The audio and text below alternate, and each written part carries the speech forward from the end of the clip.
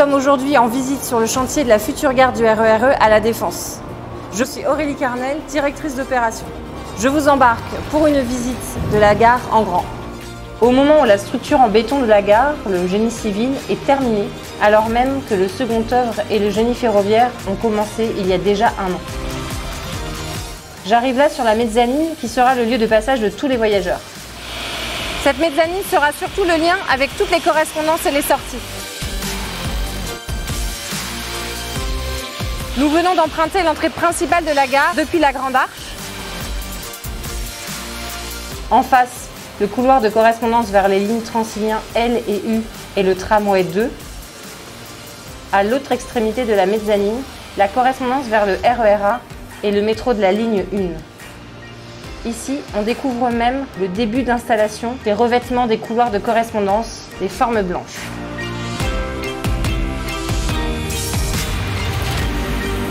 Et enfin, le lien vers l'intérieur du CNIT.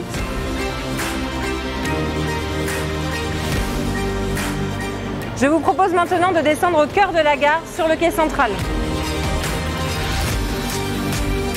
Ce quai unique de 22 mètres de large se déroule sur 225 mètres de long. Sa partie centrale de 150 mètres de long se situe dans un volume exceptionnel.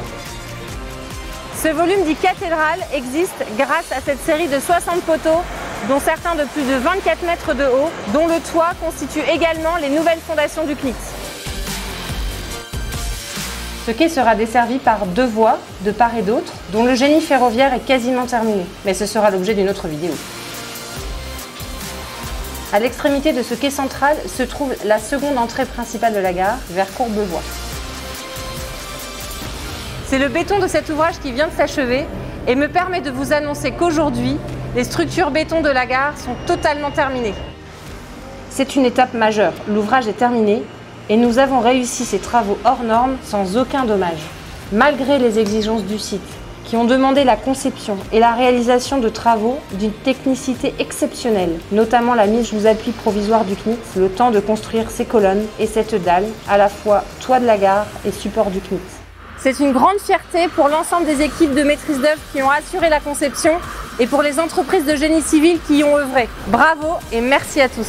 Je laisse maintenant à mes collègues la poursuite des travaux d'aménagement, du quai, des locaux et de la mezzanine, ce qui a déjà bien commencé. Et toujours, pour plus d'informations, rendez-vous sur notre site internet.